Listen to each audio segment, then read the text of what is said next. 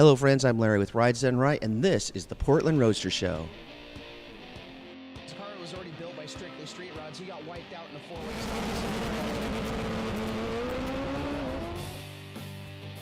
You have the most talented guy in there, but if he's not driving it, the rest of the crew is just like Drives the truck, he drives the car, he flies the plane. Did you get paid 3 times? No.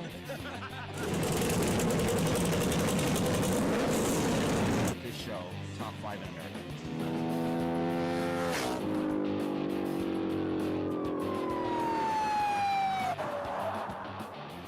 Hello friends, this is Larry with Rides Done Right. I'm at the Portland Roadster Show, and my guest right now is Jerry Logan. Jerry, it's good to see you again. Good to be here.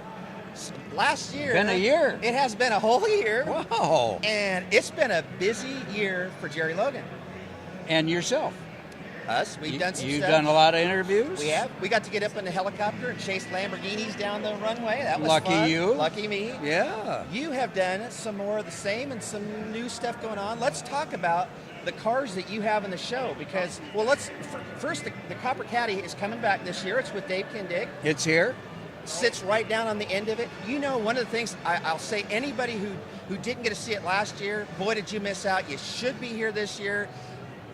One of the things I loved seeing this year, the car is down flat, not stuck up in the air like you guys usually have it. Yeah.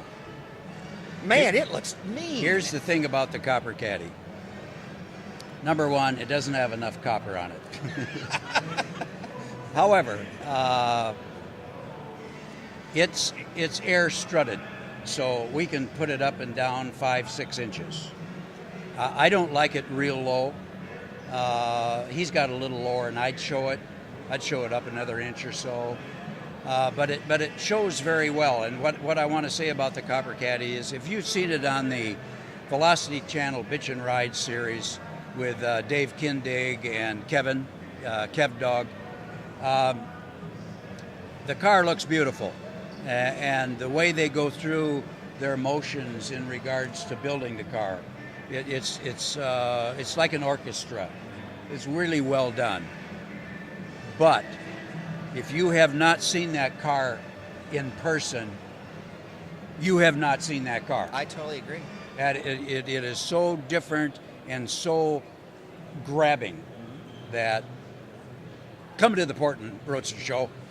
This is a great venue, and the car's here. And we said that last year too. When we laid eyes on it, we said that one car was worth paying to get in for, just to go see that one car. And this was on the 60th anniversary, and what we would say is the best show that we'd ever been to. We'd never seen that quality. It's on the back of my jacket. It was an amazing show. 60th. Yeah. So it was a good year to be here. By the way, the car won. It did great last year. It did. So It won the good. show. Yeah. Yeah. So, yeah. Copper Caddy, we know you for that. But you have more cars in the show this year. Now you have that. It's a Crown Victoria Fairlane, and I was trying to figure out how Fairlane plays into that. But that car is stunning. Sits right in the front row, right in the across center. from Kindig's booth. Mm-hmm. Yep, right up front. So how did you go about? Was this a car that you built then, Jerry, or did you buy it? What's the story? It's an interesting story. There's a fellow in Salt Lake City that has 190 cars in his collection. His name is Ardell Brown. Ardell Brown is now 82 years old, and he's been collecting for quite a while.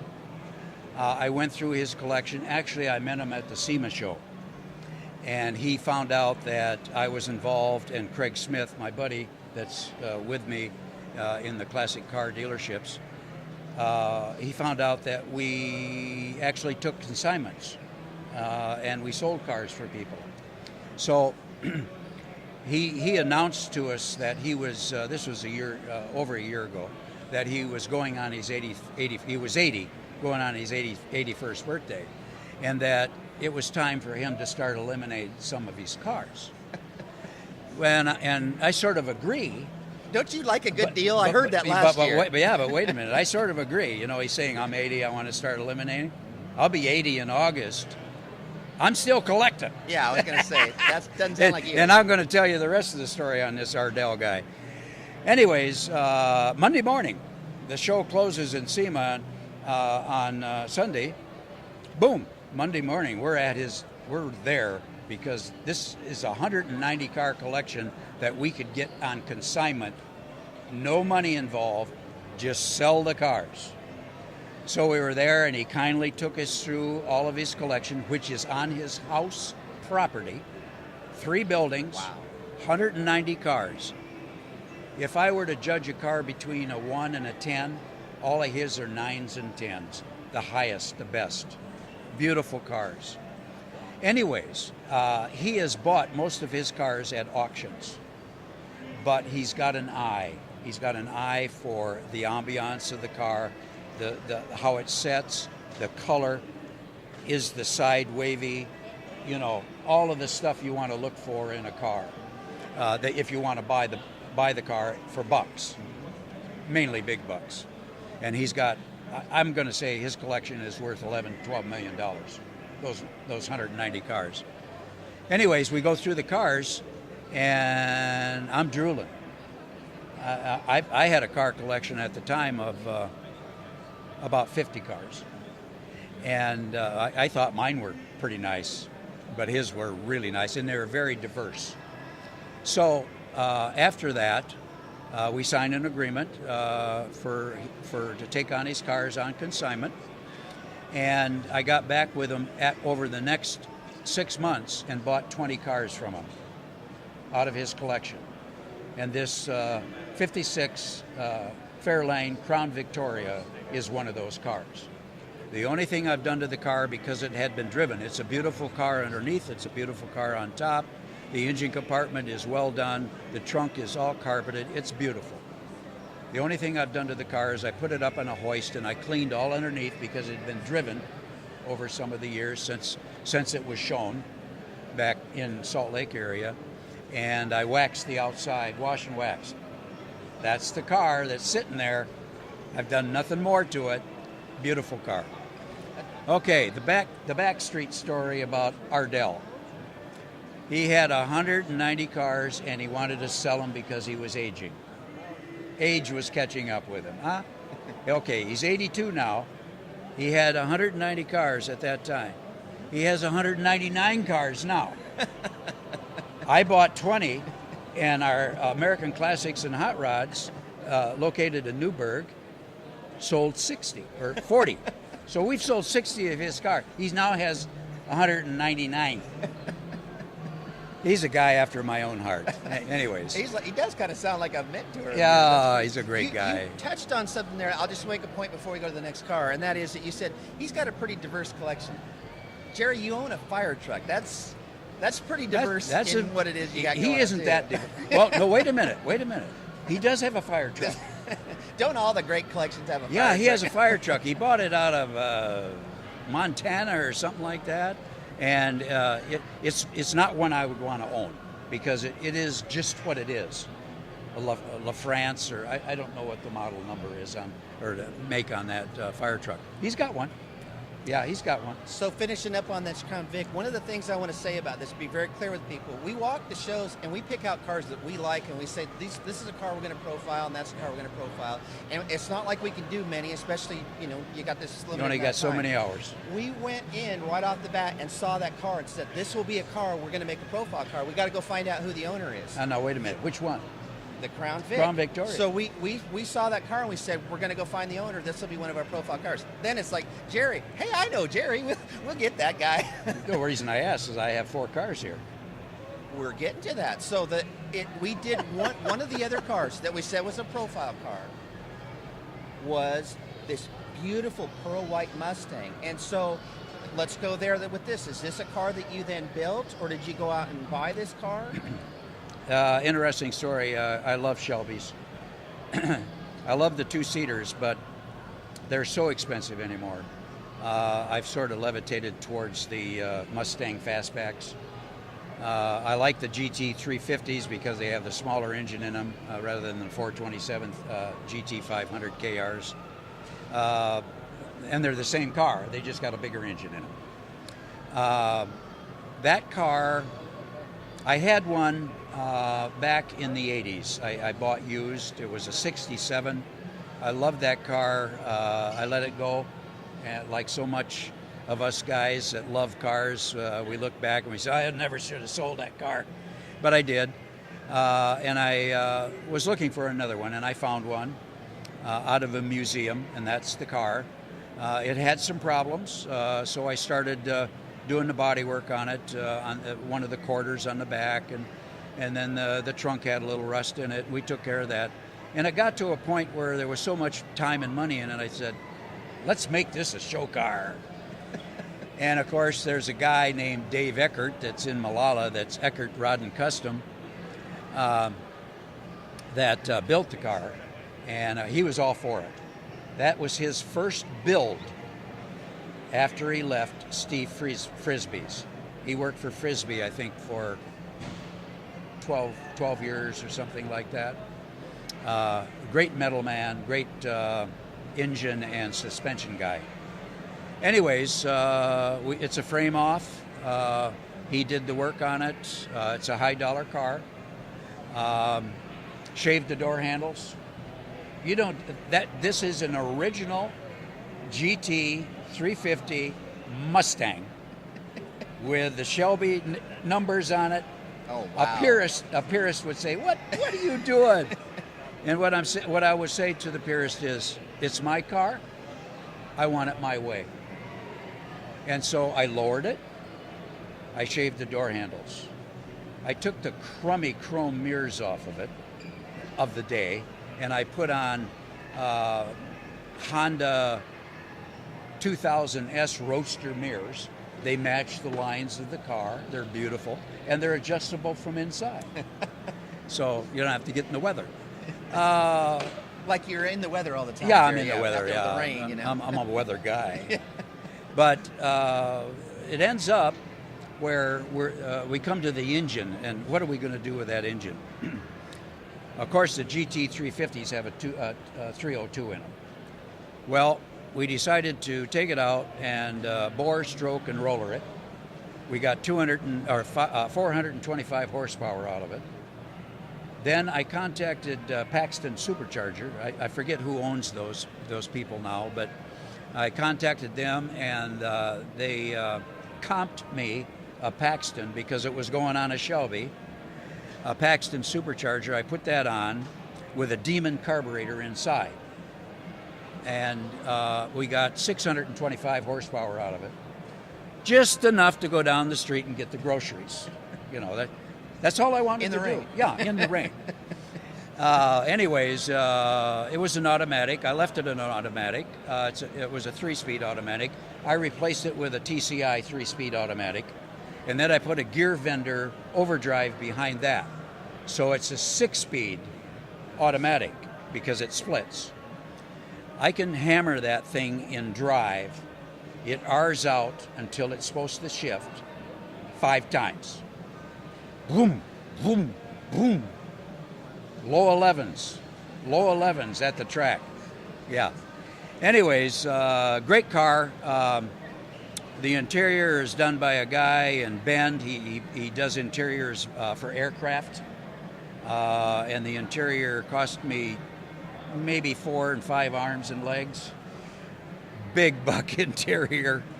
I'm not going to tell you how much. A lot of money. But it's dead on. Just what that car needed. I put extra gauges on the dash, on the passenger side over the glove box, angled towards the driver. Some real special things in that car. I painted it, had it painted Cadillac Diamond Pearl White with WRX blue stripes. And let's talk about the stripes. Carroll Shelby's stripes were like railroad tracks going over a car. They were just the same, so to speak. They blew out a little bit over the roof, but they were sort of like railroad tracks.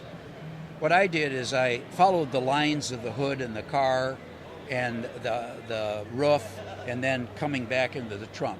The stripes look a lot like a Camaro striping. They're just not this wide all the way. They vary.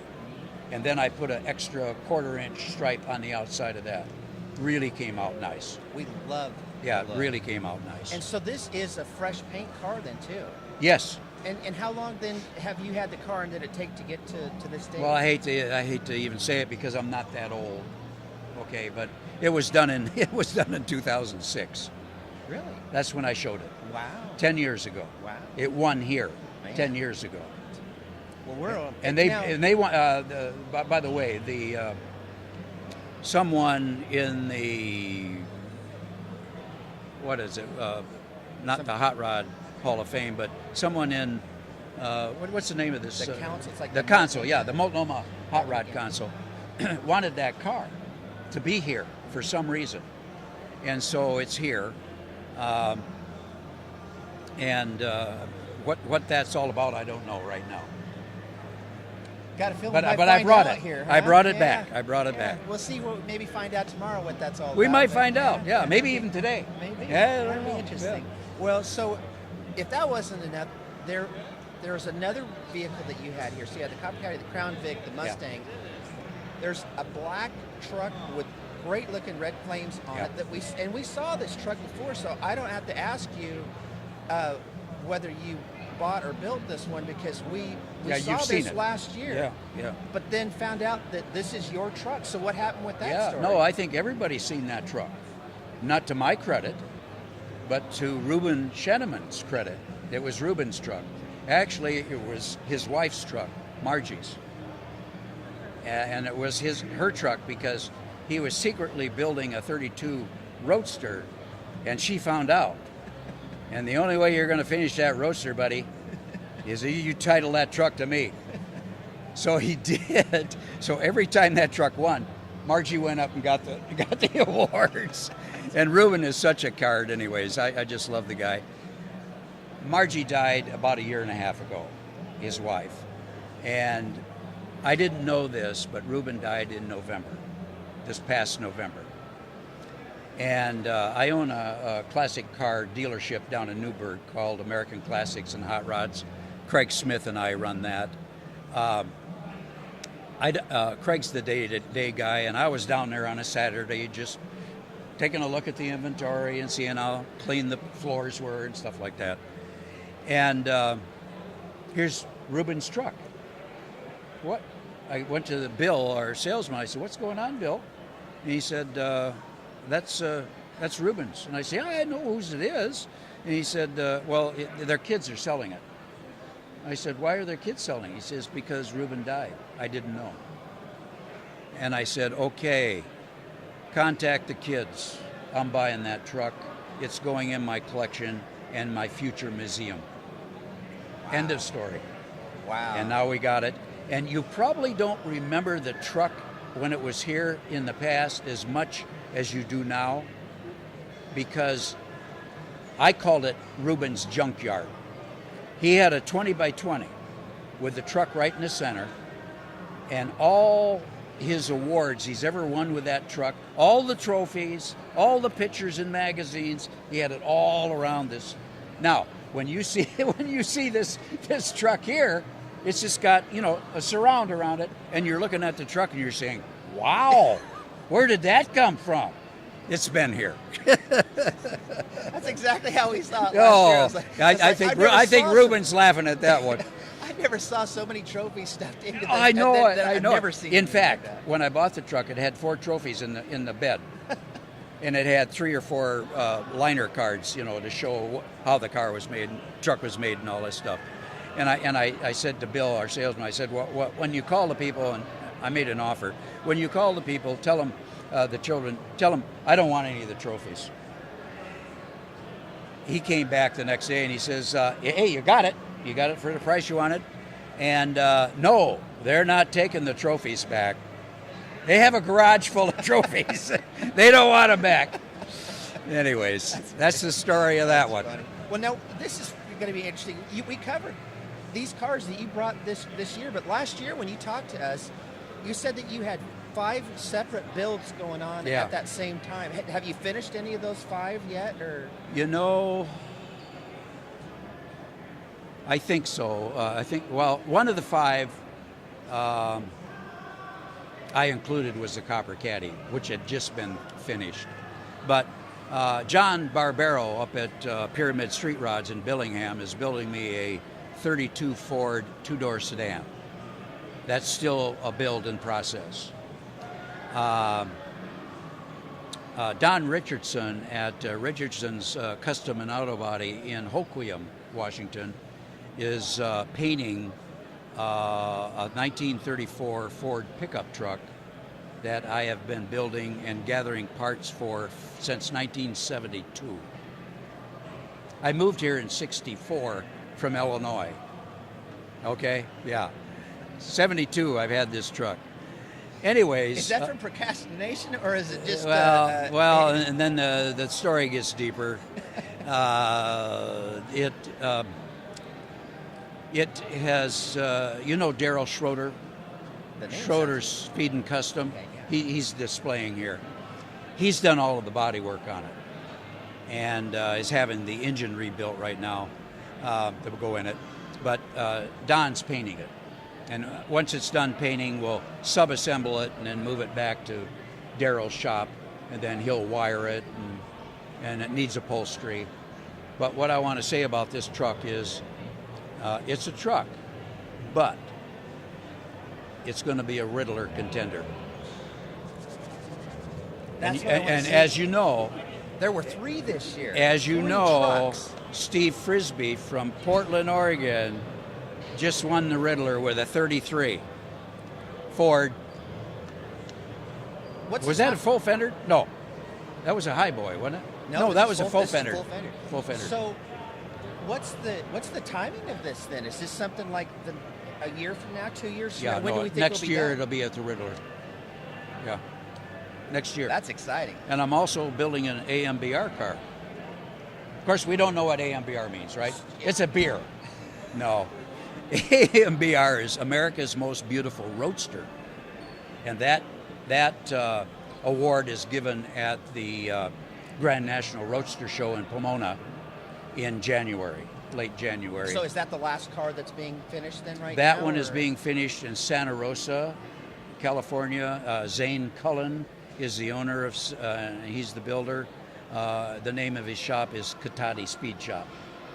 And that is probably 3/4 done. It's ready for paint and upholstery. Basically everything else is done. So I want to back up just for a second on because you've thrown something out there that's pretty amazing. I mean, you're going to shoot for the Ridler. Jerry, have you done that before with any of your cars? I've been to the Ridler. I've been to the Ridler. You haven't built one for that yet. And what I want to say about the Ridler is I have my hopes, but if I make it to the Great 8, I'm a happy camper. I will be very content. If I were to win the Ridler, that would be beyond. So I'm shooting for the Great 8 and hopefully a win, but that's what that truck will be. And when you say a Ridler, a truck, there isn't anything on this truck that hasn't been touched, molded, rolled, shaved, new, formed to metal, blah, blah, blah.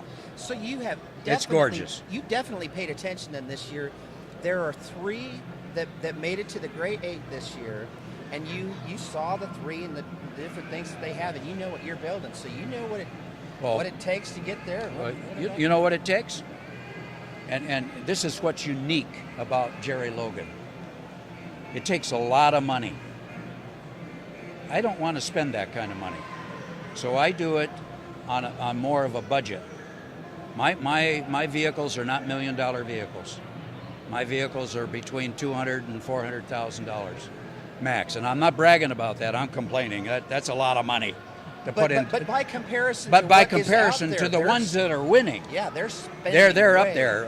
What was the one the 37 Roadster that won? That Chip Foose did. It was here last year. It was here, yeah. $4 million. I think there was $4 million in that car. Wow. Yeah. Wow. I mean, how do you compare to that? The way you compare to that is you do it right, and have the vision and do it. What do they say? Cut once or how does that measure twice, cut once? That's right. Yeah, that's what you do, and you save a lot of money doing that. The reason that car that was, I think it was $4 million, was so expensive is because they changed right in the middle, and it was dead for a year or two. Then it came back.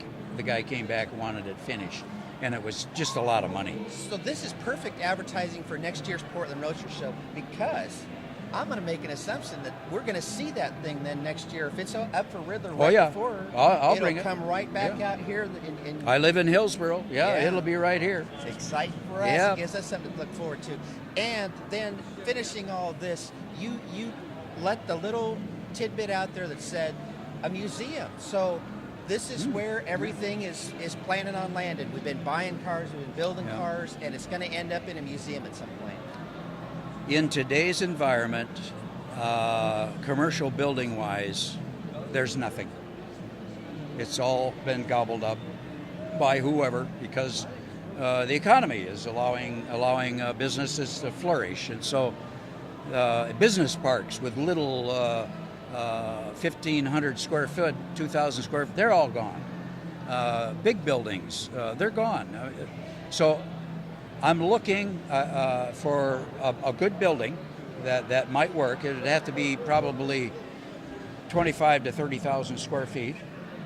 I think to house about 100 cars, something like that.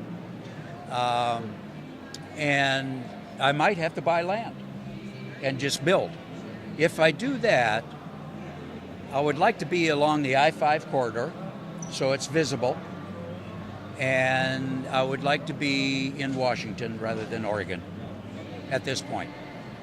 Do you have a name picked out for this yet, or we're early in the process? You know, I yet? don't, but I used to own a company called Bushwhacker.